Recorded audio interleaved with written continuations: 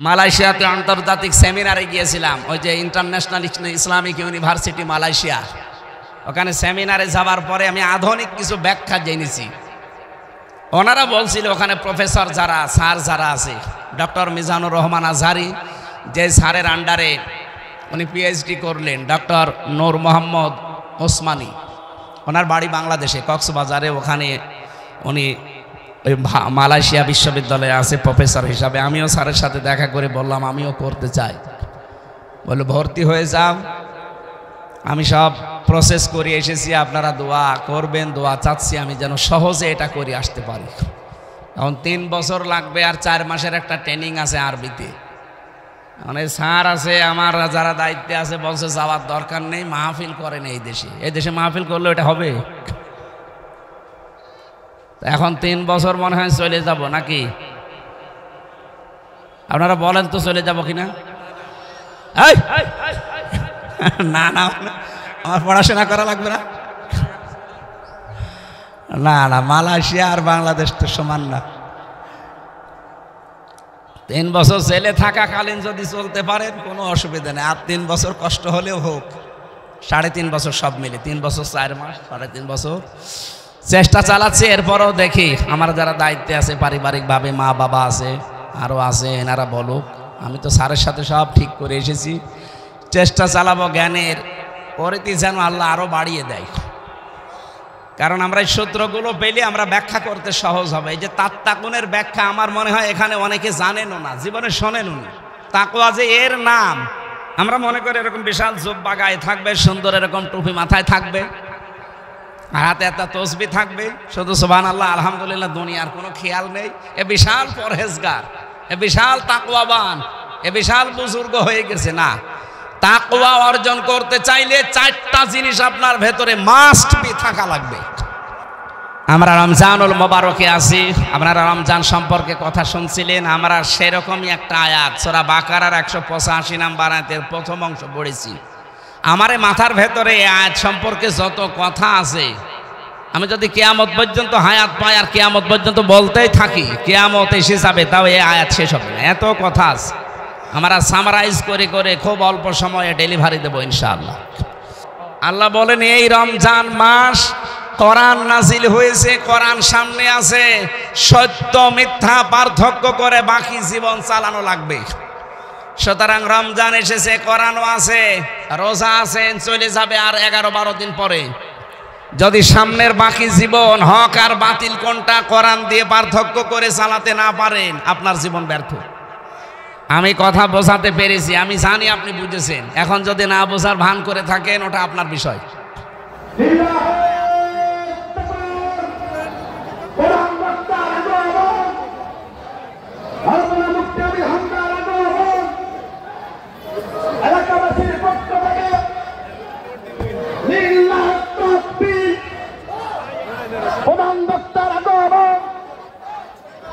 এলাকাবাসীর পক্ষ থেকে মুফতি আলী হামজা সাহেবের আগমন, এলাকাবাসীর পক্ষ থেকে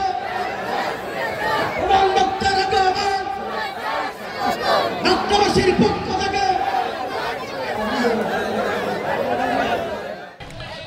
আলহামদুলিল্লাহি রাব্বিল আলামিন, والصلاة والسلام على رسوله الأمين وعلى آله وصحابه واتباعه أجمعين ليلا ونهارا في الطرفين.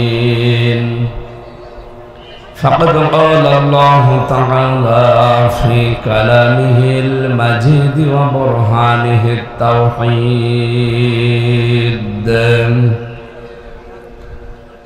أعوذ بالله من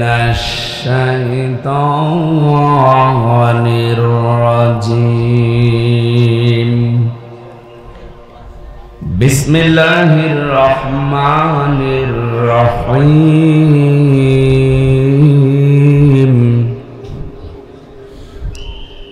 شهر رمضان الذي أنزل فيه القرآن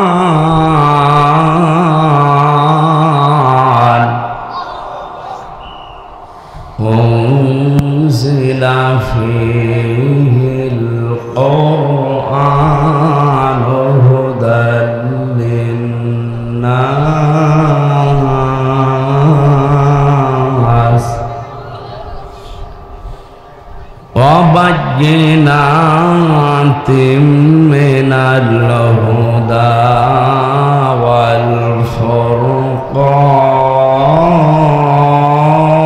والفرقان فمن شهد منكم الشهر فليصم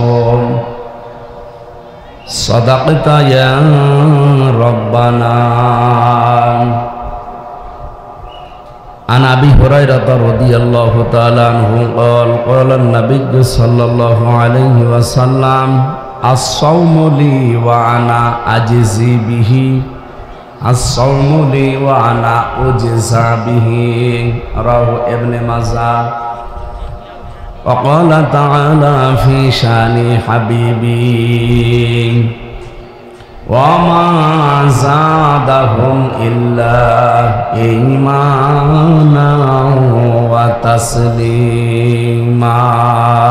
اللهم صل على سيدنا مولانا محمد وعلى آل سيدنا مولانا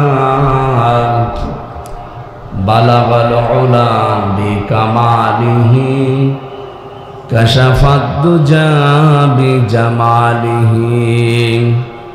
حسنت جميع خصاله صلوا عليه وآله. আলহামদুলিল্লাহ। যশোর জেলার জিকরগাছা থানার অন্তর্গত বাঁকড়া বাজার কেন্দ্রীয় ঈদগাহ জামে মসজিদের উদ্যোগে তাফসিরুল কোরআন মাহফিলের স্বনামধন্য সভাপতি বীর মুক্তিযোদ্ধা শ্রদ্ধাভাজন ব্যক্তিত্ব আলহাজ BSM আলী আকবর, প্রধান অতিথি বিশিষ্ট ব্যবসায়ী জনাব আলহাজ মিজানুর রহমান, বিশেষ অতিথি হিসাবে উপস্থিত আছেন আলহাজ মাওলানা আব্দুল খালেক, জনাব সামির হোসেন, জনাব মনিরুল ইসলাম, জনাব ইব্রাহিম হোসেন মালয়েশিয়া প্রবাসী। আমি পরশুদিন এসেছি মালয়েশিয়া থেকে, 9-10 দিন ছিলাম ওখানে। আপনাদের এই পাশে এই গ্রামের একজন আমার সাথে ছিলেন, ওনার নাম জিয়াউর রহমান।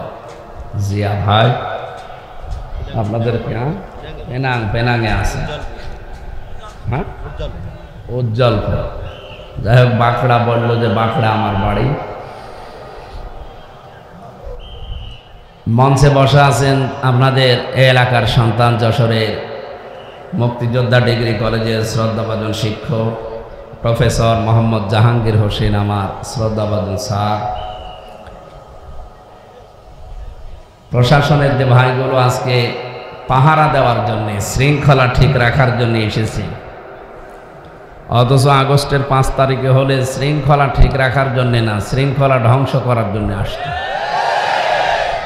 এমনকি আমি এখানে আসার আগে আমার মনে হয় 2 গাড়ি পুলিশ এখানে বসে থাকতো। আজকেও আছে 2 গাড়ি, ধরার জন্যে না, দোয়া নেওয়ার জন্যে। এই পরিবেশ যারা কায়েম করে দিয়ে গেলেন 2024 সালে, এই মহান মানুষদেরকেও স্মরণ করছে। আল্লাহ শাহাদতের সর্বোচ্চ মাকাম যেন তাদের দান করে। আপনি কি বোঝেন, শহীদ এই শব্দটা শুনতে যত সহজ, এটাতে এত সহজ শব্দ না। যদিও বাংলাদেশে যাত্রার নামের আগে আমরা দেখি শহীদ লাগিয়ে দেয়। সেদিন ব্রাহ্মণবাড়িয়া, ওখান থেকে আসার সময় দেখি বিশ্ব রোডের সাথে একটা সাইনবোর্ড টাঙিয়েছে, শহীদ শ্রী ধীরেন্দ্রনাথ দত্ত। বলেন তো, নাম শুনেই বোঝা যাচ্ছে যে ওর ইমান নেই। ও কি শহীদ হতে পারে? কেন লিখল? পরবর্তীতে আমি ওই গ্রামে ছিলাম মাহফিলে, জিজ্ঞাসা করলাম, ভাই যে এই লোকটার নাম, এই নাম শুনে তো বোঝা যাচ্ছে যে অন্য ধর্মের লোক, শহীদ হয় কি করে? হুজুর চাঁদার টাকা ভাগাভাগি করতে গিয়ে মরে গেছে। এরকম শহীদ বাংলাদেশে বহু জায়গায় আমরা দেখি। হল দখল করতে গিয়ে, বাজার দখল করতে গিয়ে, ঘাট দখল করতে গিয়ে মারা যায়, এরা বলে শহীদ। বাংলাদেশে আপনি একজনের নামের আগেই দেখবেন শহীদ লেখা আছে, শহীদ জিয়া। একে এমনি এমনি লেখা, কাবা শরীফে আমি 16 সালে ছিলাম। কাবা শরীফে ওই সময় দেখেছিলাম আরাফাতের ময়দানে পাশেই যে মসজিদে নামিরা, এই যে হাজী সাহেব বসে আছে, আপনি হাজী না? হ্যাঁ, ওখানে ইমাম সাহেব দোয়া করছিল 16 সালে খুতবার ভেতরে আরবিতে। ওনার বাংলাটা এই যে, আল্লাহ শহীদ জিয়াউর রহমান, তার মাথার ওপরে কুদরতের ছায়া তুমি দিয়ে রাখো। চিন্তা করলাম বাংলাদেশের মানুষ ওনার নামে কাবার ইমাম দোয়া করে কেন? পরবর্তীতে দোয়ার ব্যাখ্যা তিনি 2-3টা কথা বললেন। আপনি তো আরবি বললে বুঝবেন না, আমি বাংলায় বলছি। উনি বলতে চাচ্ছিলেন যে উনি বাংলাদেশ থেকে নিম গাছ, জিয়া গাছ বলে নিম গাছ, এটা নিয়ে, এই যে ওইটা নিম গাছ না? হ্যাঁ, ওই যে নিম গাছ আরাফাতের ময়দানে হাজার হাজার নিম গাছ তিনি লাগিয়ে দিয়েছিলেন। পৃথিবীতে যত মানুষ হজ করতে যায়, আরাফাতের ময়দানে যাওয়া ছাড়া হজ হয় না। কারণ 3টা ফরজের একটা ফরজ ওখানে যাওয়া লাগবে। আর ওখানে যারা যায় 45 ডিগ্রি 50 ডিগ্রি সেলসিয়াস চলে, মাথা গরম হয়ে যাবে। একটু যদি ছায়া পাওয়া যায় মনে হচ্ছে যে একে জান্নাতে আছে। আমি নিজেও ছিলাম নিম গাছের ছায়ার নিচে। দোয়ার সারমর্ম হচ্ছে এই যে মানুষের মাথার উপরে এই রোদের ভেতরে যিনি ছায়ার ব্যবস্থা করে দিলেন, আল্লাহ তুমি তাকে কুদরতের ছায়া দিয়ে ধন্য করো। এই জন্যে লোকটার নাম শুনলেই আপনি যে দেশে যান, আমি প্রায় এই যে স্বাধীনতার পর থেকে, মানে এই দ্বিতীয় স্বাধীনতা, বহু দেশ ঘুরলাম। যেখানে যাই বাঙালি যারা আছে তারা জিয়ার নাম উচ্চারণ করার আগেই বলে শহীদ জিয়া। কেন? তাকে মেরে ফেলেছে মানুষ, শহীদ বলা লাগে কেন? বঙ্গবন্ধুকেও তো মেরে ফেলেছিল নাকি? মেরে ফেলেনি? কেউ কে আজ পর্যন্ত বলেছে যে শহীদ বঙ্গবন্ধু? আর কেউ বলে? কেন বলে না? 2 জনকে তো মানুষ মেরে ফেলেছে। তার মানে একজনের কাজকর্ম এমন কিছু দুনিয়ায় ছিল যার কাজকর্ম আমার আল্লাহর পছন্দ হয়েছে। সূরা আলে ইমরান 4 নম্বর পারা 6 নম্বর পৃষ্ঠা, এটা 15 নম্বর লাইনে আছে, 140 নম্বর আয়াতের মাঝের অংশে, ওয়ালিয়ালামাল্লাহুল্লাযীনা আমানু ওয়া ইয়াত্তাখিযা মিনকুম শুহাদা। আল্লাহ তাআলা বলেন তোমাদের ভেতরে কিছু মানুষকে আমি শাহাদতের মর্যাদা দিয়ে ধন্য করি। কাকে? যার প্র্যাকটিক্যাল লাইফ আমার ভালো লাগে, যার জীবনটা আমার পছন্দ হয়, আর যার ঈমান আছে। এই 2টা গুণ আমি যখন দেখি যে না লোকটার ঈমান আছে এবং লোকটার কাজকর্ম আমার পছন্দ হয়, তখন তাকে আমি সাধারণভাবে মরণ দেই না, তাকে শাহাদতের মরণ দিয়ে ধন্য করি। আজকে হাজী সাহেব যদি এখন মারা যায়, ঈমান নিয়ে যদি মরতে পারে, ওনাকে কবরে দিয়ে দেবেন, ঘুমিয়ে থাকবে, কিয়ামত পর্যন্ত ঘুমাবে।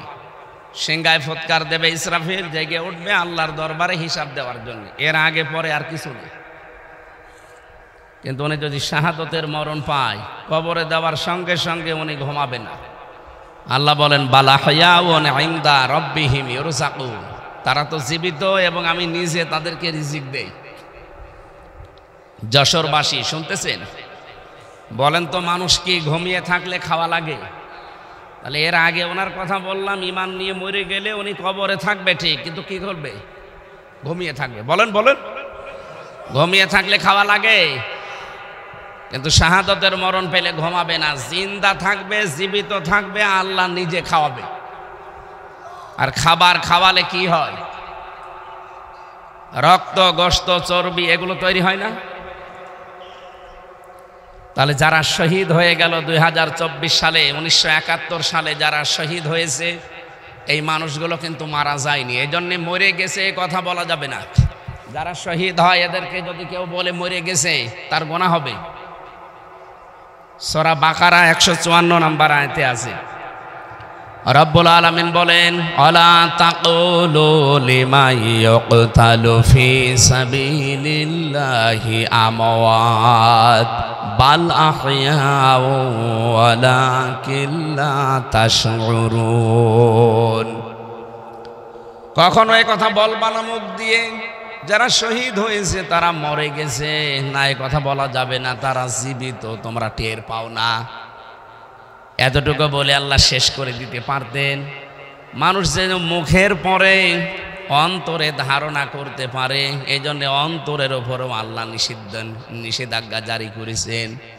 ওয়ালা তাহসাবান্নাল্লাযীনা কুতিলু ফি সাবিলিল্লাহি আমওয়াতা বাল আহয়াউন ইনদা রাব্বিহিম ইউরযাকুন। বলেন আল্লাহু আকবার। সূরা আলে ইমরান 169 নম্বর আয়াতে আছে, আল্লাহ পাক বলেন যারা শহীদ হয়েছে, আমি আল্লাহর রাস্তায় যারা জীবন দিয়েছে, মানবতার জন্য যারা জীবন দিয়েছে, এ কথা কখনো ধারণাও করবা না যে লোকটা মরে গেছে। তারা জীবিত এবং আমি নিজে তাদেরকে রিজিক দেই। এর প্রমাণ আমি প্রায় 100টা লিখেছি কোরআন আর হাদিস আর এই বাস্তবতা সম্পর্কে। একটা বলছি, হযরতে আমির হামজা আমার নামে নাম, বিশ্বনবীর চাচা, মুহাম্মদুর রাসূলুল্লাহর আপন চাচা। অনেকে তো শহীদ হয়েছিলেন, সাধারণভাবে মারা যাননি, তাকে 70 টুকরা করেছিল কাফেররা। এমনকি বিভিন্ন জায়গায় তার টুকরাগুলো ছড়িয়ে দিয়েছে। নবীজি তার লাশ টুকরাগুলো সাহাবায়ে কেরামকে দিয়ে বললেন এক জায়গায় করো। 3টা টুকরা শরীরের পাওয়াও যায়নি, কাফেররা জবাই করেছে, টুকরা টুকরা করে বিভিন্ন পাহাড়ের পাদদেশে ছড়িয়ে দিয়েছে। ওরা লাশের টুকরাগুলো এক জায়গায় করে দেখলেন 3টা জায়গা মেলে না, তার মানে 3 টুকরার পাওয়া যায়নি। নিজের চাদর দিয়ে নবীজি তার লাশটা ঢেকে দিলেন।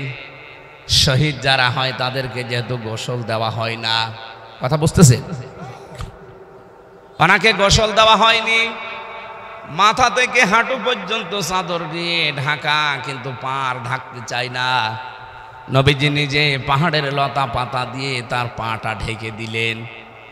জানাজার নামাজ শেষ করে কবরে দিলেন, নিজে দোয়া করলেন মাটি দেওয়ার পরে, রব্বুল আলামিন আমার চাচা আমির হামজার আজকের এই দিন পর্যন্ত আমি তার উপরে খুশি আছি। হে আমার মালিক, হে আমার আল্লাহ, তুমি আমার চাচা হামজার উপরে খুশি হয়ে যাও। নবীজি পৃথিবীতে মাত্র 2 জনের জন্য এই কথা বলেছিলেন। এদিকে তাকান, হযরতে আব্দুল্লাহ যুল বাদাদাইন রাদিয়াল্লাহু তাআলা আনহু, তিনি ঈমান আনতে গিয়ে পরনের কাপড় পর্যন্ত আনতে পারেন না।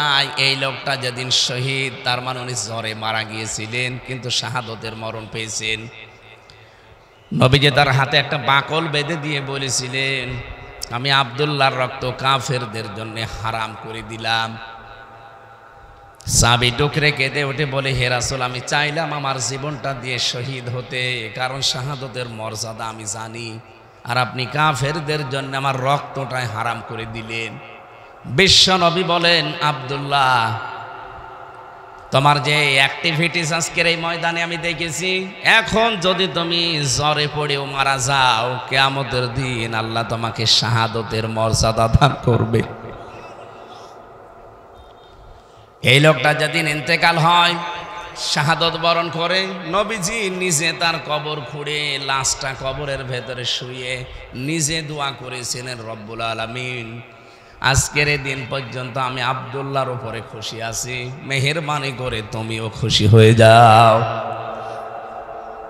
এই আব্দুল্লাহর জন্য একবার নবী নিজে দোয়া করেছিলেন, আর এই যে আরেকজন তার চাচা হামজা রাদিয়াল্লাহু তাআলা আনহু বললেন, হে আল্লাহ, আমি এ পর্যন্ত খুশি আছি কারণ আমার বাবা আমার জন্মের আগে দুনিয়া থেকে বিদায় নিয়েছে। এই পৃথিবীর ময়দানে আমার বাবার আদর আমি পাইনি। সবচাইতে বেশি মহব্বত, ভালোবাসা, আদর আমাকে দিয়েছে যিনি, তিনি আমার এই চাচা। আমি তার কাছে ঋণী হয়ে আছি। হে আল্লাহ, তোমাকে আমি এই মুহূর্তে আহ্বান জানাচ্ছি, মেহেরবানি করে তুমিও খুশি হয়ে যাও। 30 বছর পর তার ইন্তেকাল হওয়ার পর, শহীদ হওয়ার পরে তার কবর একবার ভেঙে গিয়েছিল। 30 বছর মদিনা একবার ব্যাপক ঢল হয়েছে, তার কবর পর্যন্ত ভেঙে গিয়েছে, রক্ত প্রবাহিত হয়ে আসছিল। হযরতে হামজার সাথে উহুদের ময়দানে ওই সময় যারা যুদ্ধ করেছিল তাদের বয়স হয়তো 20-22 বছর। ওই সময় এখন তারা মুরব্বী হয়ে গেছে, এখন তাদের বয়স 55 বছর 60 বছর বয়স।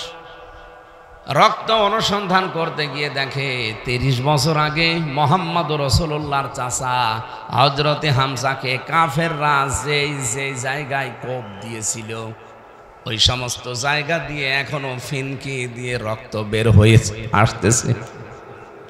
আমার প্রশ্ন হচ্ছে, উনি যদি খাবার না খাবে 30 বছর ওনার শরীরে রক্ত তৈরি হলো কি করে? কি কথা বলেন না কেন? একজনের শাহাদতের মরণ যারা পেয়েছে এই মানুষগুলো সত্যি বলছি, আপনি আন্দাজে তাদেরকে মরে গেছে কথা বলতে পারবেন না, মুখ দিয়ে বলাও নিষেধ, অন্তরে ধারণা করাও নিষেধ। এই জন্য দেশ মাতৃকার জন্যে আজকের যেহেতু সভাপতি একজন মুক্তিযোদ্ধা, উনি মনে হয় 1971 সালের হবে নাকি 24 সালে, 24 সালেও যারা তারাও মুক্তিযোদ্ধা। এখনো প্রায় 34,000 মানুষ হাসপাতালের বেডে কাতরাচ্ছে, তারা আহত। 2732 জন মানুষ তারা জীবন দিয়ে গেল, তাদের কি জীবনের দাম নেই? আপনি কি মনে করেন আবু সাঈদের জীবনের কোনো মূল্য তার কাছে ছিল না? তার দেওয়ালে পিঠ থেকে গিয়েছিল, এই জন্য সে বুক পেতে দিয়ে বলেছিল, বুকের ভেতর বইছে ঝড়, বুক পেতেছি গুলি কর। মানে সহ্যের বাইরে চলে গেলে সে আর কি করবে?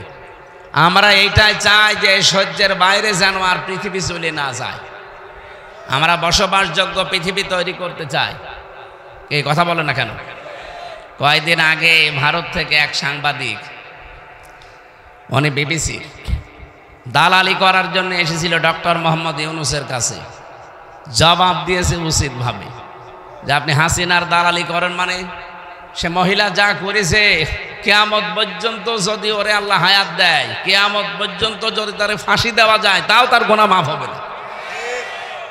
সম্মানিত ভাইরা, আমরা যে কথা বলতে চাচ্ছিলাম যে আগস্টের 5 তারিখের আগের পরিবেশ আর এই মার্চের 20 তারিখের পরিবেশ এক আছে?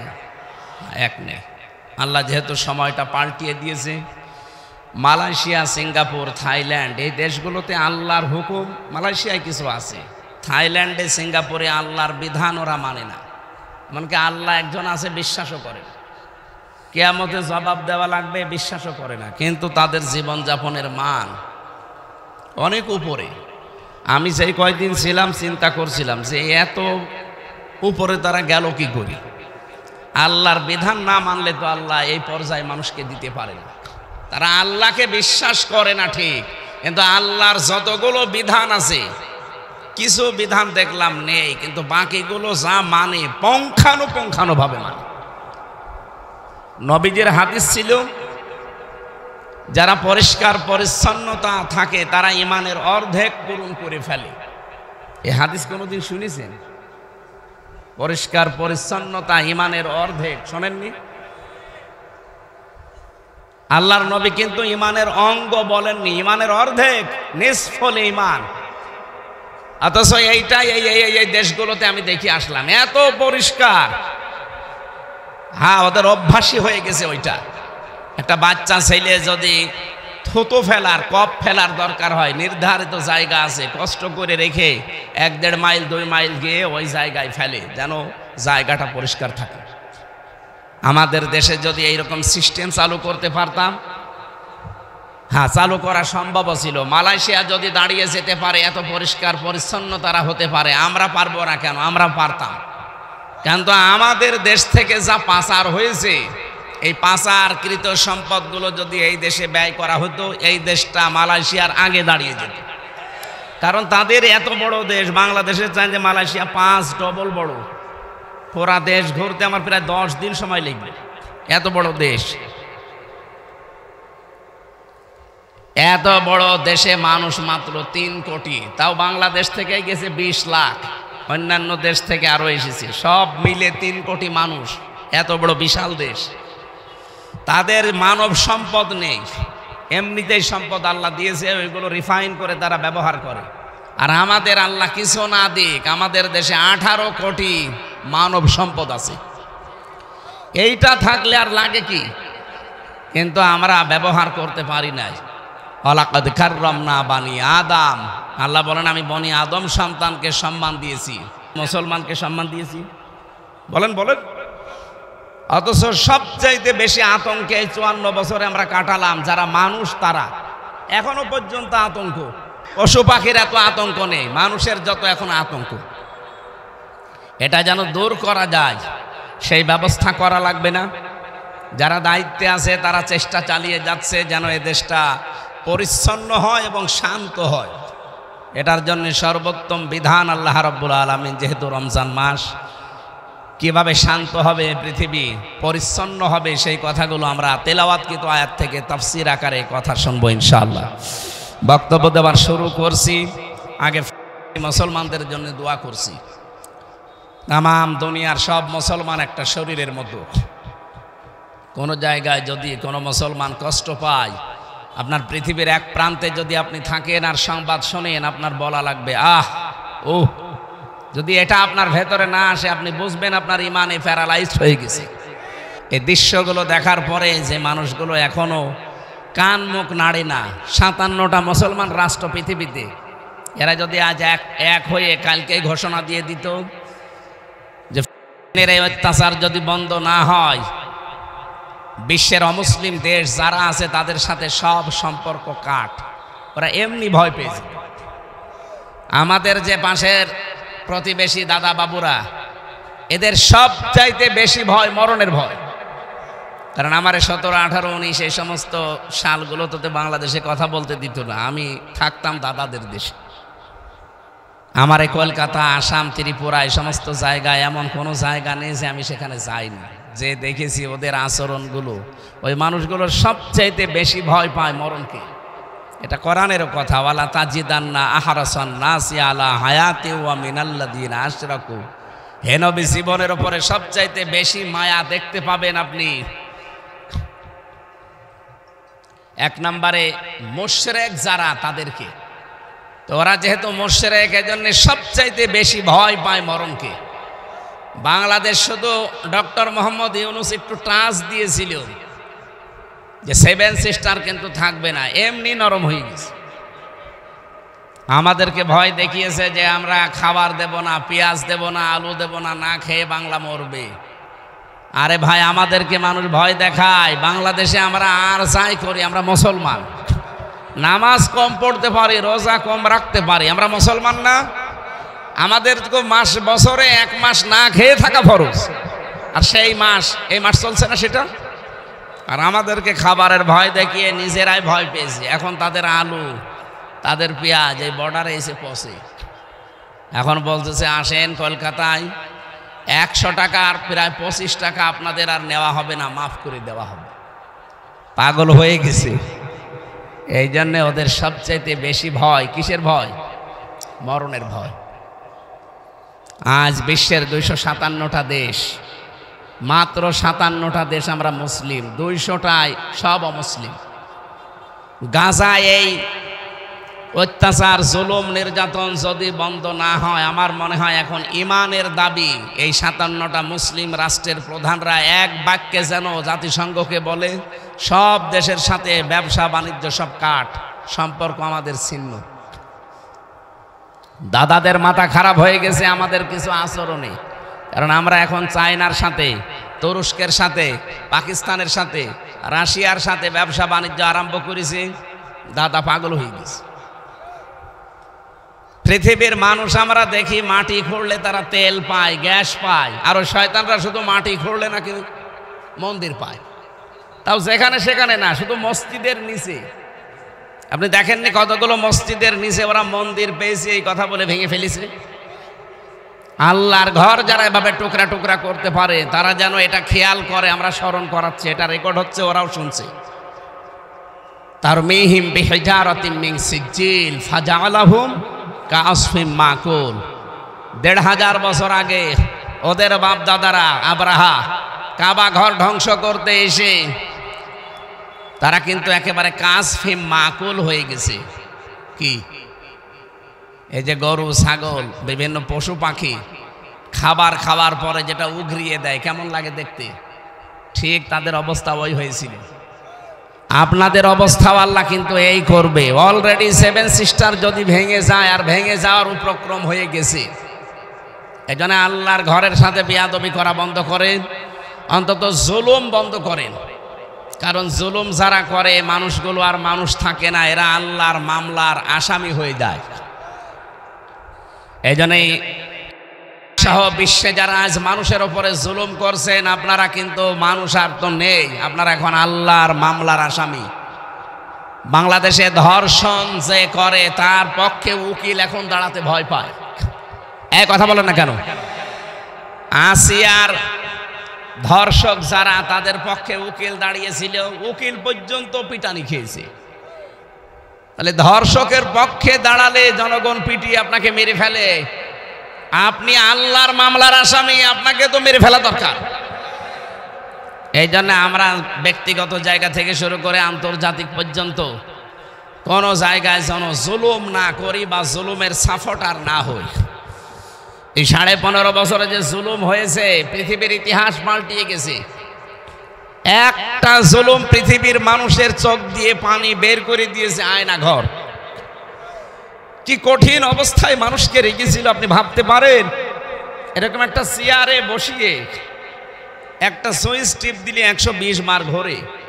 আমি নিজে দেখে এসেছি, আমিও তো ছিলাম 10 দিন।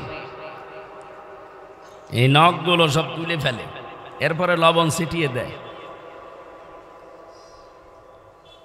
এই কঠিন পরিস্থিতিগুলো যারা তৈরি করেছিলেন, এই মানুষগুলো সবই প্রায় পালিয়েছে। এখনো অনেক জালেম দেখি তাদের পক্ষে সাফাই গায়। আপনি মানুষ, আপনার বাবার সাথে যদি আয়না ঘরে 8 বছর 10 বছরে আচরণ করতো, আপনি মেনে নিতে পারতেন? আমার সাথে করেছে, আমি তো আপনার কেউ না, এই জন্য আপনার কিছু মনে হয় না। এই জন্য ধৈর্যের বাইরে চলে গিয়েছিল আমার মনে হয় আল্লাহর। এই জন্য আল্লাহ নিজে প্রতিশোধ নিয়েছিল। ফালাম্মা নাসুমা যুক্কিরু বিহি ফাতাহনা আলাইহিম আবওয়াবা কুল্লি শাজ্জিন হাত্তা ইযা ফারিহু বিমা উতু আখাযনাহুম বাগতাতান ফাইদাহুম মুবলিসুন। আল্লাহ তাআলা বলেন, যখন তারা আমার নির্দেশগুলো ভুলে গেল, তখন তাদের উপরে আমার যত বরকতের দরজা সব আমি খুলে দিলাম, আমার রহমতের দরজা। খেয়াল করেছেন, আল্লাহর বিধান যারা ভুলে যায়, তখন দুনিয়া তাদেরকে দিয়ে দেওয়ার জন্য যত বরকত আছে সব আল্লাহ তাদেরকে দেয়। নাজ নিয়ামত, ক্ষমতা, টাকা পয়সা, পাওয়ার প্রতিপত্তি সব আল্লাহ দিয়ে দেয়। ঠিক তাই করেছিল। 15.5 বছরে আল্লাহর কোন বিধানটা তারা বাকি রেখেছিল বলেন? প্রশ্ন করতে পারেন যে মসজিদ বানিয়েছে, কিসের মসজিদ বানিয়েছে? নিজের টাকা খরচ করে মসজিদ বানিয়েছে, সব সৌদি আরবের টাকা। কিছু জালেম নামে আলেম ছিল, আলেম নামে জালেম, এগুলো 5 আটা গোলামি করত, আর ওকে নাম দিত হজরত। ওকে যদি কেউ নাম দেয় যে হজরত শেখ হাসিনা, তাহলে আবু জেহেলকেও বলা লাগবে হজরত আবু জেহেল। কি কথা বলছেন এখানে? সিনাকে যদি হজরত বলতে পারেন, তো কি হয়েছে? আবু জেহেলের কি হয়েছে? এগুলো দালালি করা, সামসামি করা ছাড়া কিচ্ছু না। এত বড় জালেমকে যারা হজরত বলতে পারে, কওমি জননী বলতে পারে, ওরা কি মানুষ? মানুষের বাইরে চলে গিয়েছিল এই মানুষগুলো। আল্লাহ তাআলা বলেন, হঠাৎ করে যখন তারা আনন্দকৃত, আমার দানকৃত বস্তু পেয়ে আনন্দে আছে, তখন আমি নিজে তাদেরকে ধরলাম। আখাযনাহুম, এর ফাইল কর্তা আল্লাহ নিজে। বাগতাতান, আকস্মিক ভাবে, যে দুপুরের খাবার খাবে সে সময়ও পাইনি। 45 মিনিট চেয়েছিল, তাও পাইনি। 5 মিনিট বলেছি আমি একটা বক্তব্য লিখবো, তাও দেয়। এর নাম বাগতাতান। এর নাম কি? আল্লাহ বলেন, আমি নিজে আকস্মিক ভাবে তাদেরকে ধরলাম। ফাইদাহুম মুবলিসুন, ওই মানুষগুলো হতাশ হয়ে গেছে। ওদের যে হতাশা, এখনো পর্যন্ত যারা বাইরে পালিয়ে আছে তাদের চেহারার ভেতরে আমি দেখে আসলাম।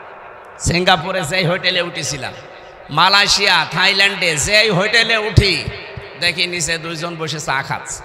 কি গো এখানে? তো হুজুর আমরা আগেই পালিয়েছি। আগেই পালিয়েছেন কেন? এই দেশে যে আপনার সাহেব পাড়া আছে, ওখানে থাকবেন না? ওখানে থেকে মায়ের খাবো। বাংলাদেশের জনগণ এখানেও আছে, যদি শোনে যে সাহেব পাড়ায় অমক এসে আছে, পিটিয়ে আগুন ধরিয়ে দেবে মেরে। কি করলেন? টাকা পয়সাগুলো পাচার করে নিজেও এখন থাকতে পারেন না, হোটেলে থেকে মরেন। আর চেহারার ভেতরে কি হতাশা। আল্লাহ যে বললেন ফাইদা হুম মুবলিসুন, 100 আয়াতটা তাদের উপরে কার্যকর। ফাকুতিয়া দাবিরুল কওমিল্লাযিনা যালামু, আল্লাহ বলেন জালেমদের শিকড় কাটা হয়ে গেছে। কেটেছে কে? না না, আপনি আলেন, এই এখানে হুজুর বসে আছে না, কতিয়া এটা মজুল, এর ফাইল জানা আছে? কতিয়া মজুল এর ফাইল কর্তা জানা নেই। এজন্য জালেমদের উপরে যে ঝড় বয়ে গেল আগস্টের 5 তারিখের পর থেকে, কে করেছে? আরে বললাম না, কর্তাকে ফাইলকে জানা নেই, কে করেছে কেউ জানে। আপনি আমার কুষ্টিয়ার মাহবুবুল আলম হানিফের বাড়ি যে দেখেন, পায়খানার প্যান্ট পর্যন্ত খুলে নিয়ে গেছে, তো খুলিয়েছে কে কেউ জানে না। হ্যাঁ, আপনি ধানমন্ডি চব্বে 32 নম্বরে যে দেখেন, কে করলো কেউ জানে না। ওখানে আজাবুল বুলডোজার নাজিল হয়েছিল, ওর নাম কি? আজাবুল বুলডোজার। আল্লাহ এখানে যে ফাকুতিয়া দাবিরুল কওমিল্লাযিনা যালামু দিলেন, জালেমদের শিকড় কাটা হয়ে গেছে। আমার মনে হচ্ছে যে এই দৃশ্যটা আল্লাহ 1500 বছর আগে, উনি তো সবই জানে এ বাংলাদেশ সম্পর্কে, এটা জেনে আগেই নাজিল করেছে। এটা সূরা নমলে পাবেন, 19 নম্বর পারা, 20 নম্বর পৃষ্ঠা, 7 নম্বর লাইনের 52 নম্বর আয়াতে আছে। আল্লাহ রাব্বুল আলামিন বলেন ফাতিলকা বুয়ুতুহুম খাওয়িয়াতাম বিমা যালামু ইলা আখিরি আয়া। এখানে আরবি গ্রামার যারা বোঝে, ইংরেজি গ্রামার যারা বোঝে, তাদেরকে বলছি একটু খেয়াল করে দেখেছেন, আল্লাহর ভাষা হচ্ছে ফাতিলকা বুয়ুতুহুম খাওয়িয়াতাম বিমা যালামু। আল্লাহ বলেন এই সেই ঘরগুলো, এই এদিকে তাকান, কে বলছেন বলেন তো? আল্লাহ পাক বলেন এই সেই ঘরগুলো, বাইতুন না, বুয়ুত বহু বচন, হোম মানে তাদের, এই যে তাদের এই ঘর, খাওয়িয়াতান জনশূন্য হয়ে পড়ে আছে, আজ ওজাড় হয়ে পড়ে আছে, বিমা যালামু এদের জুলুমের কারণে। আল্লাহ পাক বলেন এই যে জায়গাগুলোতে জুলুম হয়েছিল, এর জন্য পুরা জায়গাটাও অভিশপ্ত হয়ে গেছে। এতটুকু আল্লাহ যদি শেষ করে দিতেন আমি আয়াতটাই বলতাম না। এরপরে আমাদের জন্য জালেমদের এত বড় শিকড় যদি আল্লাহ কেটে ফেলতে পারে, আপনি চিন্তা করতে পারেন এই বাঁকড়া ইউনিয়ন থেকে শুরু করে একেবারে সংসদ পর্যন্ত প্রত্যেক জায়গায় জালেমদের শিকড় একেবারে গভীরে ছিল। ইউনিয়নের দারোয়ান থেকে একেবারে সংসদের দারোয়ান পর্যন্ত সব জায়গায় জালেমদের লোক 100 ভাগ ঠিক করা ছিল।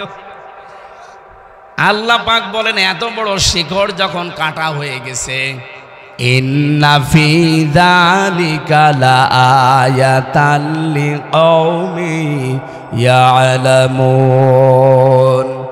এখানে লামে তাকিদ আছে, অবশ্যই এর ভেতরে শিক্ষা আছে যারা জ্ঞানী তাদের জন্যে। তাহলে আমাদের শিক্ষা কি? 15.5 বছরের এত বড় শিকড় যদি আল্লাহ কেটে ফেলতে পারে, যশোরবাসী এখনো যদি কেউ জুলুম করে, আগামীতে যারা আসবে তারাও যদি জালেম হয়, 5 বছর পরে তাদের বাড়ি ঘর শ্মশান হয়ে যাবে। এই জন্য সাবধান, সাধু সাবধান। কি কথা বলেন না কেন? নাকি ওনার শক্তি এখন আর নেই? বলেন আছে কিনা? এই জন্য আমরা যেন সাবধান হই। জালেমরা মামলার আসামি, হামজার কার? আল্লাহর মামলার আসামি। আপনি টের পাচ্ছেন? আমরা রমজানুল মোবারকে আছি, আপনারা রমজান সম্পর্কে কথা শুনছিলেন। আমরা সেরকমই একটা আয়াত সূরা বাকারার 185 নম্বর আয়াতের প্রথম অংশ পড়েছি। আমারে মাথার ভেতরে এই আয়াত সম্পর্কে যত কথা আছে, আমি যদি কিয়ামত পর্যন্ত হায়াত পাই আর কিয়ামত পর্যন্ত বলতেই থাকি, কিয়ামত এসে যাবে, তাও এই আয়াত শেষ হবে না, এত কথা আছে। আমরা সামারাইজ করে করে খুব অল্প সময়ে ডেলিভারি দেবো ইনশাআল্লাহ। আল্লাহ পাক বলেন শাহরুর রমাদান। এদিকে খেয়াল করবেন, আমি গতানুগতিক কথা বলতে চাই না, যা বলি চিন্তা ভাবনা করে গবেষণামূলক কথা বলি। পুরা কোরআনে আল্লাহ 12টা মাসের নাম কোন জায়গায় আপনারা পেয়েছেন কিনা আমি জানি না, পেয়েছেন আলেম পেয়েছেন? এই একটা মাসের নাম আছে কোরআনে, কি নাম? রমজান। বলেন বলেন, পুরা কোরআনে আপনি পাবেন 12টা মাসের নাম একবারে আছে। ইন্না ইদ্দাতাশ শুহুরি ইনদাল্লাহি 12 শাহরান ফি কিতাবিল্লাহ ইয়াউমা খালাকাস সামাওয়াতি ওয়াল আরদা মিনহা আরবাতুন হুরুম। এটা সূরা তাওবার 36 নম্বর আয়াতে আছে। আল্লাহ পাক বলেন, আসমান আর জমিন যেই দিন তৈরি করি ওই দিন আমার কিতাব কোরআনে, এই এদিকে তাকান, আসমান জমিন যেই দিন বানিয়েছি ওই দিন আমার কিতাব কোরআনে কারিমে 12টা মাসের নাম আমি লিখে দিয়েছি। কয়টা? কিন্তু কোরআনে কারিমে আপনি 12টা মাসের, এই মুহররম, সফর, এরপরে রবিউল আউয়াল, রবিউল সানি এরকম পাবেন না, রজব, শাবান, খালি একটা মাসের নাম আছে। আল্লাহ বলেন 12টা মাসের নাম আমি আমার কিতাবে লিপিবদ্ধ করে রেখেছি, অথচ আমরা শুধু একটা মাসের নাম কোরআনে কারিমে পেলাম, তার নাম রমাদান। রমজান শব্দের শাব্দিক অর্থ হচ্ছে জ্বালিয়ে দেওয়া, পুড়িয়ে দেওয়া, শেষ করে ফেলা। রব্বুল আলামিন এখানে 4টা বিষয় আমাদেরকে জানিয়েছেন, একটার সাথে আর একটা রিলেটেড। 1 নম্বরে রমজান, 2 নম্বরে কোরআন, 3 নম্বরে সিয়াম, 4 নম্বরে তাকওয়া। আজকের তেলাওয়াত কিন্তু আয়াত থেকে 4টা বিষয় একটার সাথে আর একটা যেহেতু লাগানো আছে, আমরা মিলিয়ে নিয়ে বাড়ি যাব ইনশাআল্লাহ। থাকবেন না আর ঘন্টাখানিক না, আধা ঘন্টা থাকলে হবে। প্রথম নাম্বার বলছিলাম শাহরু রমাদান। আল্লাহ পাক বলেন এই সেই মাস যার নাম, আরো জোরে বলেন, কেউ যদি রমজান এই শব্দটা উচ্চারণ করে সওয়াব পাওয়ার নিয়তে, নবীজি বলেন কমপক্ষে তার আমল নামায় 50টা নেকি হবে। র মিম দাদ আলিফ নুন, কয়টা? 5টা অক্ষর আগে, এক একটা অক্ষরে 10টা করে নেকি হয়। 5 দোকানে 5 10-এ 50টা নেকি হবে। এই জন্য রমজান বললে আপনি জোরে বলবেন। আল্লাহ বলেন এই সেই মাস যার নাম, আরো জোরে, কি রমজানের সাথে কি? আফিহিল কোরআন, যে মাসে আমার কোরআন আমি নাজিল করলাম। যশোরবাসী, আমার প্রশ্ন হচ্ছে, কোরআন নাজিল হয়েছে মাত্র 1500 বছর আগে, আর রমজান মাস আল্লাহ বানিয়েছি দুনিয়া তৈরি করার সময়। তাহলে একে 1500 বছর আগে এই মাসের বয়স, এর বয়স কত কোটি কোটি বছর বলেন তো? পৃথিবী যেই দিন তৈরি হয় ওই দিন আল্লাহ আসমান জমিন বানানোর সময় তার কিতাবে 12টা মাসের নাম লিখেছিলেন, তার ভেতর রমজান আছে না? তাহলে মানে রমজান কোরআন শরীফ নাজিল হওয়ার অনেক আগেও ছিল, কিন্তু রমজানের এই মর্যাদা মূল্য ছিল না, যার কারণে রমজানের মর্যাদা মূল্য আল্লাহ বাড়িয়ে দিয়েছেন, তার নাম হচ্ছে কোরআন। বিবাহের ক্ষেত্রে আমরা যখন দেখি 5000 বরযাত্রী গেছে, কিন্তু বর যায়নি, মেয়ের বাবা যা খাওয়া দাওয়া দিয়েছিল সব এবার তুলে নেবে, যদিও বরযাত্রী যাওয়া জায়েজ নেই। এই এলাকায় কি বরযাত্রীর সিস্টেম আছে? না, এই সিস্টেম যেহেতু মুসলমানদের ধর্মে নেই, এটা হিন্দুদের ধর্মে আছে, তারা পালন করুক। আমরা এটা আজকে থেকে তওবা করা লাগবে, বরযাত্রী দাওয়াত দিলেও যাবেন না। হ্যাঁ, অলিমা আছে ইসলামে, অলিমা করে। অলিমা কি ছেলের বাড়িতে হয় না মেয়ের বাড়িতে? আপনি কোথায় যান? সুতরাং মেয়েদের মর্যাদা কত মেয়েরা টের পাচ্ছেন? সম্মানিতা মা বোনেরা, এরকম প্রায় 27টা সম্মানের কথা পেয়েছি আমি। আজকে থেকে মেয়ের বাবা যারা আছেন, মেয়ে বিয়ে না হয় না হোক, এই বরযাত্রী খাওয়ানো যাবে না। আর যারা বরযাত্রী খেতে যান, আপনি তো একেবারে ছোট লোক, ইতর। কোন কারণে যান আপনি? 18 বছর, 20 বছর, 22 বছর এত কষ্ট করে মেয়েটা লালন পালন করে আপনারা দেখছে, এরপর আবার 2000 মানুষ খাওয়ানো লাগবে। আপনি কি রাস্তায় থালা নিয়ে বসতে পারেন না? আমি চাইবো আজকে থেকে বরযাত্রীর দাওয়াত দিলে আমরা যেন আর কেউ না যায়। কি বরযাত্রী যাওয়া যায়? আছে মেয়ের বাবার বাড়ি থেকে তার মন মতো, তার খুশি ছাড়া, তার অনুমতি ছাড়া একটা পান খাওয়াও জায়েজ নেই, আরো মরণের খাওয়া খায়। অলিমা করা জায়েজ আছে, কিন্তু অলিমা করে না। হাজী সাহেব অলিমা করেছেন? হ্যাঁ, আলহামদুলিল্লাহ, এই তো একটা পুরুষ মানুষ পেয়েছি। আমি যে বলছি আমি অত পারিনি, কারণ আমি ওই সময় এত সচেতন ছিলাম না। বারবার যে বলছে অলিমা আর বরযাত্রীর কথা, কারণ আমার 3টা মেয়ে, আমার মেয়ে বিয়ে দেওয়া লাগবে না?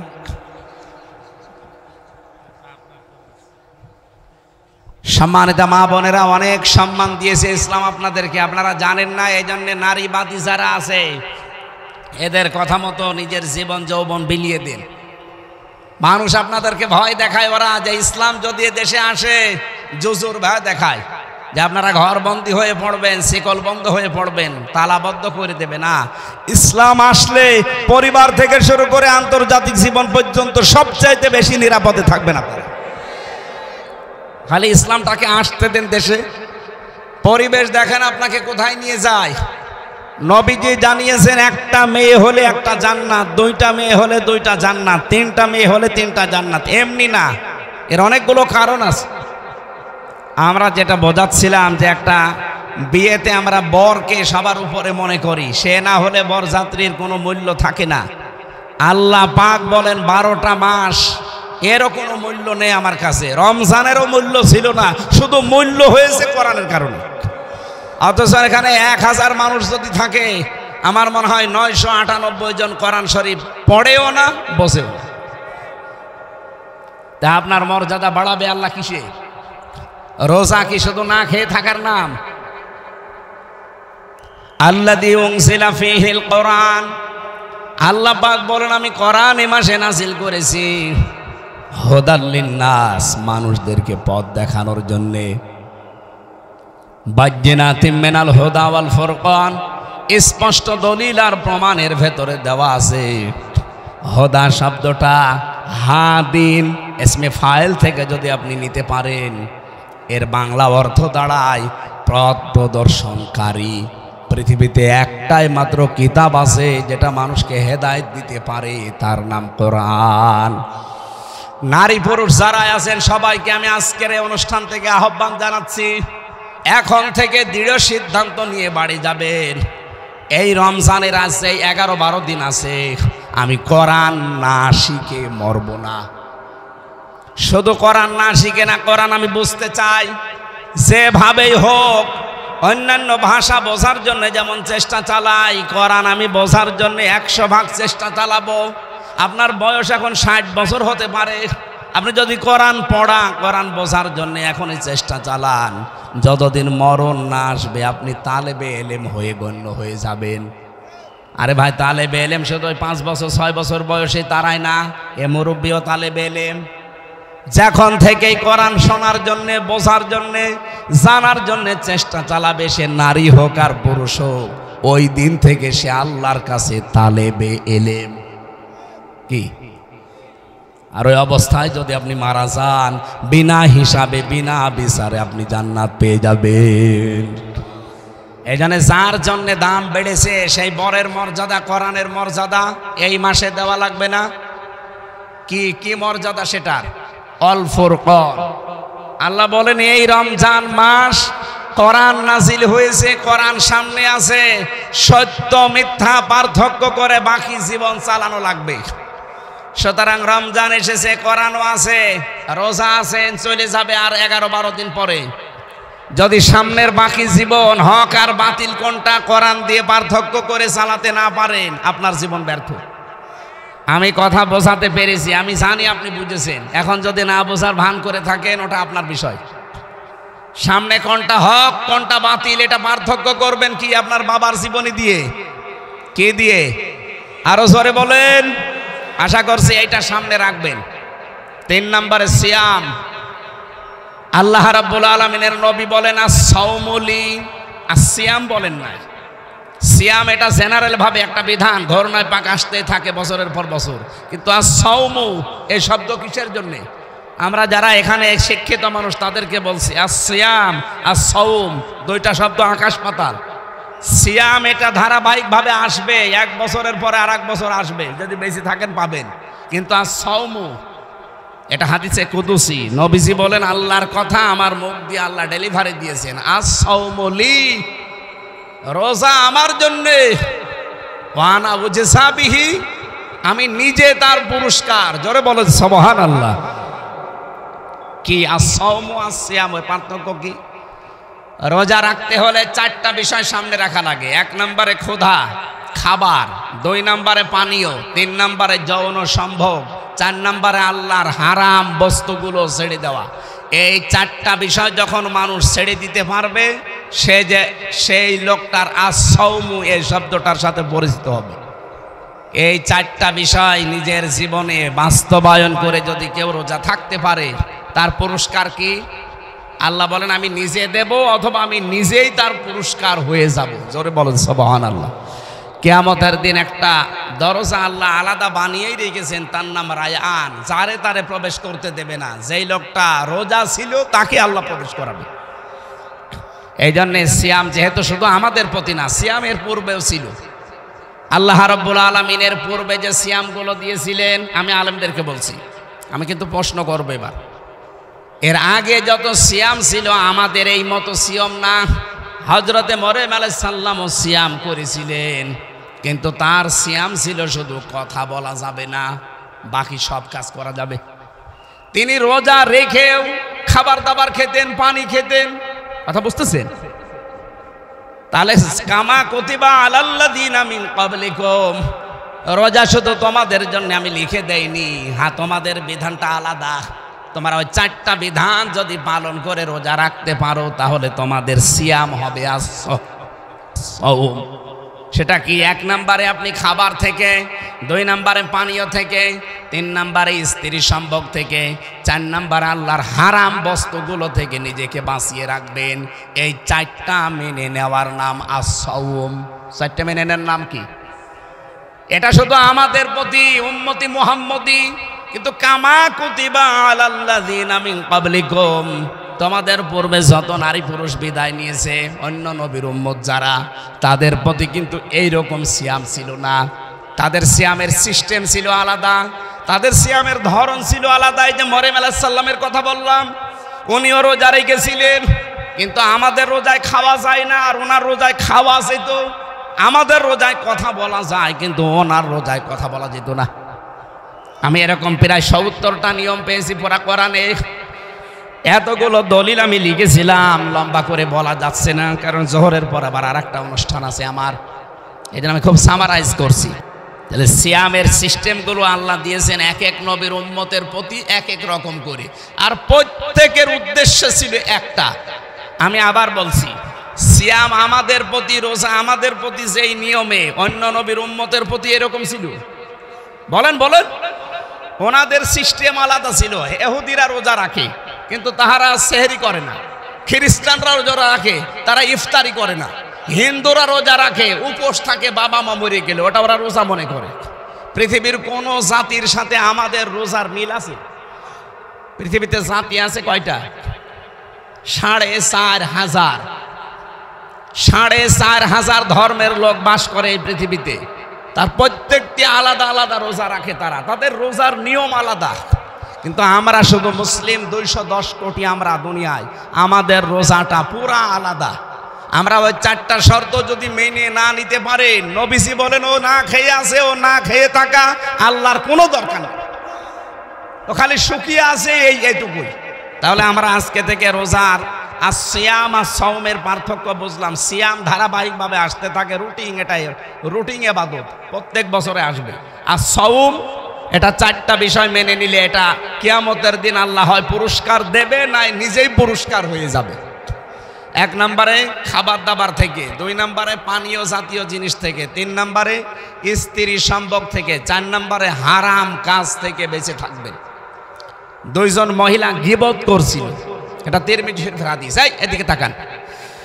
নবীজি তার এই গীবতের কথাগুলো শুনলেন, শোনার পরে বললেন, দেখো এই 2টা মহিলা, এরা হালাল জিনিস খেয়ে রোজা রেখেছে, আর হারাম জিনিস খেয়ে রোজা ভাঙছে।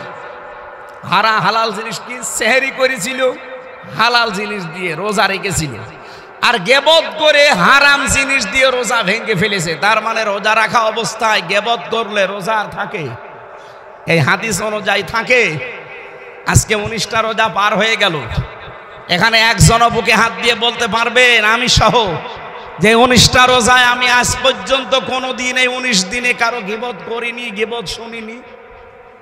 পারবেন বলতে? তার মানে আমাদের রোজা 19টার একটাও হয়নি। কি কথা বলেন না কেন? নবীজি ওই দুইজন মহিলাকে গিবত করতে দেখে বললেন যে ওরা হালাল জিনিস দিয়ে রোজা রেখেছিল আর হারাম জিনিস দিয়ে রোজা ভেঙে ফেলল। তার মানে ওরা কি করছিল? গিবত। বলেন বলেন। আমরা এখানে নারী পুরুষ যারাই আছে, আমাদের রোজা যে কোন জায়গায় আছে আল্লাহ ভালো জানে। এবার আসেন 4 নাম্বার, যেটা আমার কথা কি বোঝা যাচ্ছে ভাই, নাকি আমি রব্বানের কাহিনী শুরু করব? আমি চিন্তা ভাবনা করে বলছি কথা। রব্বুল আলামিন বলেন 4 নম্বরে আমি চাই তোমরা এই রোজার দ্বারা লাআল্লাকুম তাত্তাকুন, তোমরা যেন তাকওয়া অর্জন করো। তাকওয়া কি? বাংলাদেশ, ভারত, পাকিস্তান, আমি মালয়েশিয়াতে আন্তর্জাতিক সেমিনারে গিয়েছিলাম, ওই যে ইন্টারন্যাশনাল ইসলামিক ইউনিভার্সিটি মালয়েশিয়া। ওখানে সেমিনারে যাওয়ার পরে আমি আধুনিক কিছু ব্যাখ্যা জেনেছি। ওনারা বলছিল ওখানে প্রফেসর যারা, স্যার যারা আছে, ডক্টর মিজানুর রহমান আজহারি, যে স্যারের আন্ডারে উনি পিএইচডি করলেন, ডক্টর নূর মোহাম্মদ ওসমানী, ওনার বাড়ি বাংলাদেশে কক্সবাজারে। ওখানে উনি ওই মালয়েশিয়া বিশ্ববিদ্যালয়ে আছে প্রফেসর হিসাবে। আমিও স্যারের সাথে দেখা করে বললাম আমিও করতে চাই। বলে ভর্তি হয়ে যাও, আমি সব প্রসেস করে এসেছি, আপনারা দোয়া করবেন, দোয়া চাচ্ছি আমি যেন সহজে এটা করে আসতে পারি। এখন 3 বছর লাগবে আর 4 মাসের একটা ট্রেনিং আছে আরবিতে। মানে স্যার আছে আমার যারা দায়িত্বে আছে বলছে যাওয়ার দরকার নেই, মাহফিল করেন এই দেশে। এই দেশে মাহফিল করলে এটা হবে? এখন 3 বছর মনে হয় চলে যাব নাকি? আপনারা বলেন তো চলে যাব কিনা? না না, আমার পড়াশোনা করা লাগবে না। না না, মালয়েশিয়া আর বাংলাদেশ তো সমান না। 3 বছর জেলে থাকাকালীন যদি চলতে পারেন কোনো অসুবিধা নেই, আর 3 বছর কষ্ট হলেও হোক। 3.5 বছর সব মিলে 3 বছর 4 মাস, 3.5 বছর চেষ্টা চালাচ্ছি। এরপরও দেখি আমার যারা দায়িত্বে আছে পারিবারিকভাবে, মা বাবা আছে, আরও আছে, এনারা বলুক। আমি তো স্যারের সাথে সব ঠিক করে এসেছি, চেষ্টা চালাবো জ্ঞানের পরিধি যেন আল্লাহ আরও বাড়িয়ে দেয়। কারণ আমরা এই সূত্রগুলো পেলে আমরা ব্যাখ্যা করতে সহজ হবে। এই যে তাত্তাকুনের ব্যাখ্যা আমার মনে হয় এখানে অনেকে জানেনও না, জীবনে শোনেনও না। তাকওয়া যে এর নাম, আমরা মনে করি এরকম বিশাল জুব্বা গায়ে থাকবে, সুন্দর এরকম টুপি মাথায় থাকবে, আর হাতে একটা তসবিহ থাকবে, শুধু সুবহানাল্লাহ আলহামদুলিল্লাহ, দুনিয়ার কোনো খেয়াল নেই। এ বিশাল পরহেজগার, এ বিশাল তাকওয়াবান, এ বিশাল বুজুর্গ হয়ে গেছে। না, তাকওয়া অর্জন করতে চাইলে 4টা জিনিস আপনার ভেতরে মাস্ট বি থাকা লাগবে। আমি প্রত্যেককে বলবো, হয় মোবাইলে তুলবেন, নাই লিখে নিয়ে এখনই বাড়ি যেয়ে মিলাবেন আপনি কয়টা মানেন আর কয়টা এখনো মানতে পারেন না। নারী পুরুষ সবার জন্য এটা দরকার। আর আজকের ওয়াজের সামারাইজ এইটাই। 1 নম্বরে আল খাউফু মিনাল জালিল, আল্লাহর ভয় অন্তঃকরণে সৃষ্টি করা। এটা রমজানের দ্বারাই সম্ভব। আপনি যেহেতু এই 12 ঘন্টা, 14 ঘন্টা, 15 ঘন্টা সময় না খেয়ে থাকতে পারেন, সময় সুযোগ থাকলেও আপনি খান না, এরকম জায়গা নেই। এই ভয়টা যেন বাকি 11 মাস আমার জীবনে কন্ট্রোল হয়। এই ভয়টা যদি রমজানের মতো 11 মাস আপনি নিয়ে যেতে পারেন, আপনি মনে করবেন আপনার ভেতরে আল্লাহর তাকওয়া তৈরি হচ্ছে। 2 নম্বরে, আমি কিন্তু খুব সংক্ষেপে বলছি, 2 নম্বরে আলা আমালু বিতানজিল, কোরআন অনুযায়ী আপনার আমল তৈরি করা লাগবে। বিশেষ করে বাংলাদেশ, ভারত, পাকিস্তান, এই 3টা দেশে আমি পুরাটা ঘুরে দেখেছি। এই 3টা দেশের মুসলমানেরা কোরআনের আমল করে না, আমল করে ওর বাপ দাদাদের আমল। কোরআনে কারিমে আমার আল্লাহ 500 আমল দিয়েছেন। কয়টা বলেন বলেন? 500 আমল আছে এর ভেতরে। এই 500 আমল আপনাকে দুনিয়ায় করে দেখানো লাগবে, তাহলে আপনার ভেতরে তাকওয়া আছে এটা পরিগণিত হবে। 3 নম্বরে আল কিনায়াতু বিল কলিল, অল্পে তুষ্ট থাকবেন আপনি। আমি যত প্রথম কথা তুলেছিলাম, বাংলাদেশ দাঁড়ায় না কেন? মালয়েশিয়া দাঁড়িয়ে গেল আজ 20-22 বছরে, সিঙ্গাপুর দাঁড়িয়ে গেল আজ 18-19 বছরে, থাইল্যান্ড দাঁড়িয়ে গেল যেখানে শুধু চামড়া আর দেহ ব্যবসা ছাড়া কিচ্ছু নেই, অথচ তারা দাঁড়িয়ে গেছে আজ। আমরা দাঁড়াতে পারি না, একটাই কারণ, আমরা অল্পে তুষ্ট না, আরো চাই আরো চাই। এই 15.5 বছরে 1 লোক নাকি 620টা বাড়ি বানিয়েছে। এই 6.5 মাস 7 মাস যদিও থাকতো আরো 20টা বানাইতো। ওই যে ভূমি মন্ত্রীর দায়িত্বে ছিল চট্টগ্রামের, ওনার বাড়ি হচ্ছে 620টা। একটা মানুষ বাঁচে কয় বছর? 70-80 বছর। 70-80 বছরের জন্য 620টা বাড়ি লাগে। এক বাড়িতেই তো পার হয়ে যায়, আরো আর একটা হায়াত লাগে। আর ওর বাড়িতেই হয়নি, কারণ ও অল্পে তুষ্ট না। এই যে আমরা একজন সাদা মানুষের নাম শুনি, ওনার নাম হচ্ছে দরবেশ সালমান এফ রহমান। ওর মাথার চুল থেকে শুরু করে পায়ের স্যান্ডেল পর্যন্ত পুরাটা সাদা, অথচ ভেতরে পুরাটা কালো ছিল।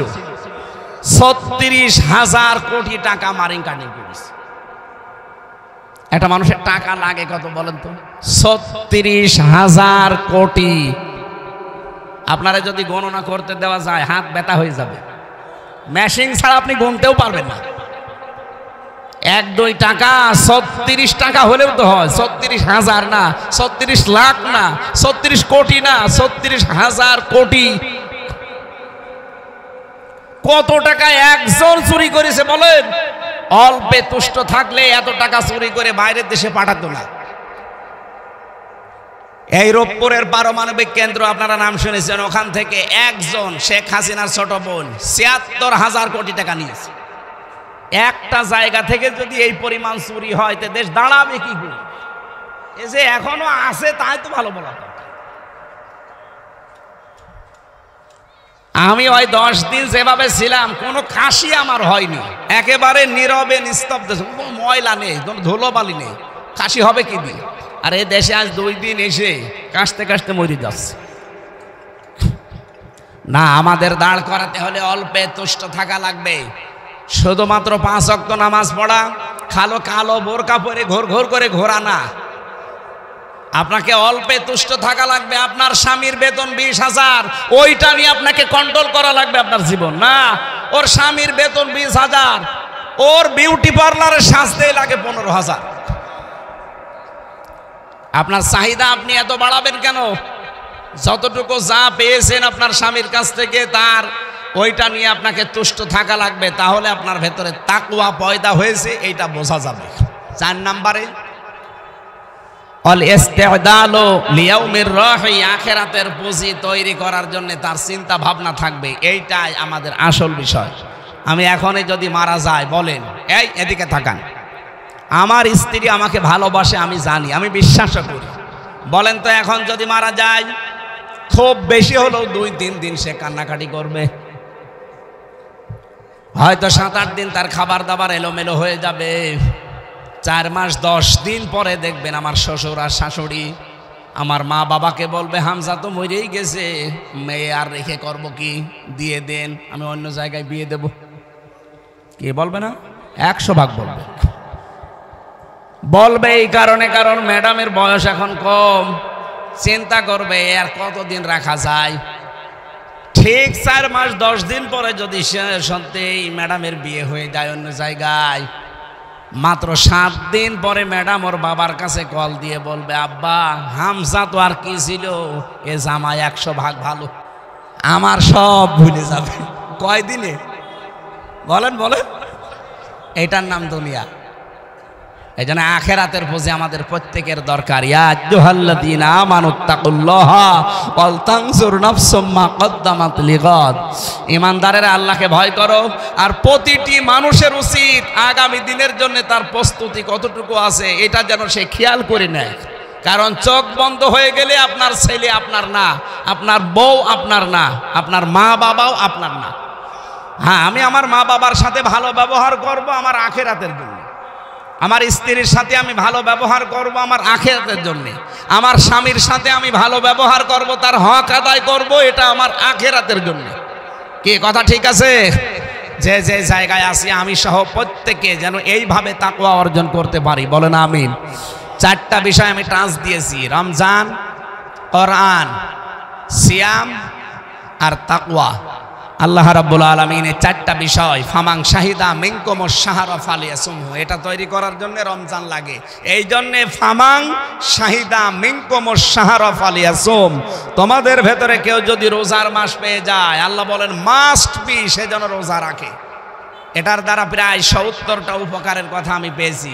আমি দুনিয়ার একটা উপকার বলছি, যাদের টিউমার হয়, এই যে শরীরে ভেসে ওঠে টিউমার, এমনকি চামড়ার নিচে থাকে। টিউমার কয় প্রকার হয়? 2 প্রকার, একটা ভেতরে থাকে আর একটা ভেসে ওঠে। আমার এই যে ভেসে উঠেছে। 2 নম্বরে ক্যান্সার, রক্তের ভেতরে মানুষের ক্যান্সার হয় 5 প্রকার। কয় প্রকার? আপনারা যারা লেখাপড়া করেন বা এই লাইনে যারা আছেন, অটোফেজি নাম শুনেছেন? অটোফেজি কিছুদিন আগে 2017 সালে নোবেল পেয়েছে একজন জাপানের চিকিৎসা বিজ্ঞানের উপরে। এই লোকটা এই রোজা নিয়ে গবেষণা করেছিল। উনি চিন্তা করছে 30 দিন যদি একাধারে 12 থেকে 15 ঘন্টা 30 দিন যদি দিনের বেলায় কেউ না খেয়ে থাকতে পারে, তাহলে শরীরের ভেতরে প্রায় 2 কোটি কোষ আছে, কোষ যেগুলো আমাদের শরীরকে কন্ট্রোল করছে। আপনি একাধারে যদি খেতেই থাকেন তাহলে কোষগুলো বাড়তে থাকে। ওই অতিরিক্ত যে কোষগুলো বাড়ে, ওই কোষগুলোর কারণে শরীরে 2টা মারাত্মক রোগ হয়, একটা ক্যান্সার হয় আর একটা টিউমার হয়। এখন আপনি 30 দিন একাধারে না খেয়ে থাকবেন, এই যে কোষ আছে 2 কোটি, এরা যদি আপনার খাবার না পায় তখন তো ওদের খাওয়া লাগবে। তখন ওই যে অতিরিক্ত বৃদ্ধি হওয়া কোষ যেগুলো আছে ওইগুলো তারা খেতে আরম্ভ করে। আমরা যখন ফসল লাগাই, আসল ফসলে সার দিয়েও ফসল হয় না, আর পাশে আগাছা, ও সার দেওয়া লাগে, ওর জ্বর দেখেছে। আপনার আসল কোষ তখন দুর্বল, আর ওই যে অতিরিক্ত যেগুলো বাড়তি কোষ, ওগুলোর শক্তি এত বেশি, কারণ আপনি তো মরণের খাওয়া খান। এই জন্য ওই কোষগুলোকে কন্ট্রোল করার জন্য এই কোষ তখন খাওয়া আরম্ভ করে। 1 মাসে পুরা খেয়ে সাবাড় করে ফেলে, আপনার রক্তকে রিফাইন করে দেয়, ক্যান্সার থেকে আর টিউমার থেকে বাঁচিয়ে দেয়। এই গবেষণা তারা সূরা বাকারার 184 নম্বর আয়াতের শেষের অংশটা গবেষণা করে তারা পেয়েছে। একজন খ্রিস্টান ডাক্তার, উনি 4500 ধর্মীয় গ্রন্থের উল্লেখযোগ্য প্রায় 27টা এগুলো এক জায়গায় করে মিলিয়েছিল, দেখি এই তথ্য কোন ধর্মীয় গ্রন্থে পাওয়া যায়। সর্বশেষ উনি পেয়েছে আমাদের ধর্মগ্রন্থ কোরআনে কারীম সূরা বাকারার 184 নম্বর আয়াতের শেষের অংশে, ওয়াং তাসমু খায়রুল লাকুম ইন কুনতুম তা'লামুন, তোমরা যদি রোজা রাখো তোমাদের জন্য ভালো হবে। কি ভালো হবে? তার ভেতরে এটা একটা, আপনাকে ক্যান্সার থেকে টিউমার থেকে আল্লাহ বাঁচিয়ে দেবে। এই জন্য আমরা সুস্থ থাকার জন্য অন্তত আজকে থেকে বাকি রোজাগুলো হক আদায় করে রাখার চেষ্টা করেন। সময় যেহেতু আর 45 মিনিট আছে, ওখানে সেই ওটা মনে হয় কি গাগা না কি জানি গোগা, ওখানে ওনারা জোহরের নামাজ পড়ে। আর এই রোজার মাসে 1টা 2টা 3টা করে করলে আমার গলা শুকিয়ে যাচ্ছে। এমনি আমি ডায়াবেটিসের রোগী, গলা শুকিয়ে যাচ্ছে। যতটুকু বলেছি আল্লাহ আমাকে সহ প্রত্যেককে আমল করার তৌফিক যেন দান করেন। ঈদের নামাজ কোথায় আর জমার নামাজ কোথায়, এই নিয়ে আমরা বিভ্রান্তিতে আছি। সমাধান কি বুঝলাম না, ঈদের নামাজ পড়ারই তো জায়গা হচ্ছে ঈদগাহ। ঈদগাহে যদি পরিবেশ না থাকে, বৃষ্টির কারণে বা অন্য কোনো সমস্যা থাকে, তাহলে আপনি মসজিদে পড়বেন। বিনা কারণে মসজিদে পড়বেন কেন? এটার একটা মিলন মেলা তৈরি করার জন্য তো আল্লাহ দিয়েছে। আর কি প্রশ্ন আছে? শহীদ ইমতিয়াজ আহমেদ জাবির ভাই, ও উনি এই যে 24 সালে, হ্যাঁ ওনার জন্য আমরা দোয়া করব। শুনেছি, এর আগে শুনেছি, ওনার জন্য আমরা দোয়া করবো। আল্লাহ রাব্বুল আলামিন ওনাদের মাধ্যমে এই পরিবেশটা আমাদেরকে দিয়ে গেল। ওনার বাবাও এখানে আছে, জাবির ভাইয়ের বাবা, আল্লাহ যেন শাহাদতের সর্বোচ্চ। আরে স্যার আপনি একটা একটা করে দিয়ে দিচ্ছেন, আগে থেকে দিতে পারেননি। হযরত আপনার কাছে জানতে চাই আয়না ঘর আসলে কি? অনেকে বলে এটা আয়না ঘর না, কোরআন অজু ছাড়া ধরা যাবে কিনা। আয়না ঘর বিশ্বাস হচ্ছে না, তোরে নিয়ে যে রাখবো সব শয়তান, আমি নিজে ভিকটিম। আমি তাও মিনিটায় ছিলাম, ছোট 10 দিন। আর বড়টায় যে ব্যারিস্টার আরমান ভাই ছিল 8 বছর বড়টায়, যেটা ডিসিএফআই চালায়। বিশ্বাস না হলে পুলিশ আছে না, পুলিশকে একটা ধরে গোপনে জিজ্ঞাসা করে। ওরাই তো দায়িত্বে ছিল, ওরা 8 ঘন্টা করে করে ডিউটি পালন করতো। জিজ্ঞাসা করেন সে যায় না ঘর আছে কিনা। পায়ের সাথে চেন বেঁধে রাখতো, সকালে কয়টা পচা ছোলা দিয়ে যেত, আর দুপুরে 1 মুঠ ভাত দিত, তাও মনে হচ্ছে কেউ মাখিয়ে দিয়েছে। আমার আগে যারা ছাত্র দলের এক ভাইকে নিয়ে গেল, যাই তার নখ তুললো, আমি নিজে সাক্ষী। আরো বলে আয়না ঘর আছে কিনা। কে গো, এটা কে? ওর দাঁত খুলছি আমি, এদিকে নিয়ে আসি। শয়তানি করার জায়গা পাচ্ছে না। কোরআন অজু ছাড়া ধরা যাবে কিনা? হ্যাঁ, নাপাকি যদি বড়টা হয়, স্বামী স্ত্রীর ব্যবহার অথবা স্বপ্নদোষ হয়েছে, এরকম কোনো বড় নাপাকি থাকলে কোরআন শরীফ আরবি টু আরবি যেটা, এটা ধরবেন না। বাংলায়, ইংরেজিতে, আরবিতে, ফার্সিতে, উর্দুতে বিভিন্ন ভাষায় তাফসির করা আছে, ওইগুলো আপনি ধরবেন। এটা অজু করা ছাড়া এটা ধরা যাবে না ভাই। এটা যেহেতু আরবি টু আরবি আছে, এমনি ব্যাখ্যা যেগুলো আমরা ওই কোরআনের কথা বলি। আশা করছি আপনারা বিভ্রান্ত হবেন। আল্লাহুম্মা আমিন। লা ইলাহা ইল্লা আনতা সুবহানাকা ইন্নী কুনতু মিনাজ জালিমিন। রব্বুল আলামিন, রমজানুল মুবারকে মাগফিরাতের ভেতরে আমরা আছি। দিনের বেলায় সবাই আমরা প্রায় কম বেশি রোজা আছি। সিয়াম সাধনার এই মাসে কত কাজ আমাদের ছিল, সব বাদ দিয়ে যারা চাতক পাখির মতো কোরআনে কারিম শুনেছে, যে 4টা বিষয়ে টাচ দিয়েছি, আল্লাহ আমাদের জীবনে বাস্তবায়ন করে দাও। সওয়াব যদি আজকের আয়োজনে দিয়েই থাকো, আল্লাহ তাআলা বাকড়া, শিকরগাছা, যশোরের এই মানুষগুলো যারা আজকের এই অনুষ্ঠানের সাথে সম্পৃক্ত, মেহেরবানি করে তাদেরকে তুমি কবুল করে নাও। যে যেইভাবে সাহায্য সহযোগিতার হাত বাড়িয়েছে, আল্লাহ তুমি তোমার সাহায্য তাদের দিকে ওইভাবে এগিয়ে দাও। সম্মানিতা মা বোনেরা, পর্দার আড়ালে বসে আছে, অনেকের স্বামী সংসারের শান্তি নেই, মেহেরবানি করে তাদের স্বামী সংসারের শান্তি দান করো। অনেকের সন্তান অবাধ্য আছে, সন্তানগুলো বাধ্য করে দাও। বহু মহিলা এখানে বসে আছে, এমনও অসুখ আমাদেরকে দিয়েছো যেটা মানুষের কাছে বলাও যায় না। আল্লাহ, অনেক মেয়ে লোক দোয়া চাই, মেহেরবানি করে তাদের শেফায়ে কামেলা হাজেলা তৈরি করে দাও। আমরা যারা মা বাপ হারিয়েছি, আমাদের মা বাবাকে মাফ করে দাও। সম্মানিত সভাপতি, বীর মুক্তিযোদ্ধা, প্রধান অতিথি, বিশিষ্ট ব্যবসায়ী, বিশেষ অতিথি যারা এসেছে, আল্লাহ সম্মানিত সভাপতির বাবা, প্রধান অতিথির বাবা লাইফ সাপোর্টে আছে, ইবনে সিনা হাসপাতালে, তার হায়াত তুমি মেহেরবানি করে বাড়িয়ে দাও, সুস্থ করে দাও। সন্তানদের মাথার উপরে ছায়া, দোয়া করার জন্য তাকে তুমি বাঁচিয়ে রাখো। তোমার এলমে যদি জানা থাকে যে তার হায়াত আর নেই, আল্লাহ তুমি একেবারে ইমানের সাথে, সম্মানের সাথে তোমার কাছে তুমি ডাক দিও। সন্তানাদি যাদেরকে দিয়েছো, ধৈর্য ধারণ করার তৌফিক তাদেরকে দিও। আমাদের প্রধান অতিথি আল্লাহ আলহাজ মিজানুর রহমান ভাই, মেহেরবানি করে তাকে তুমি কবুল করে নাও।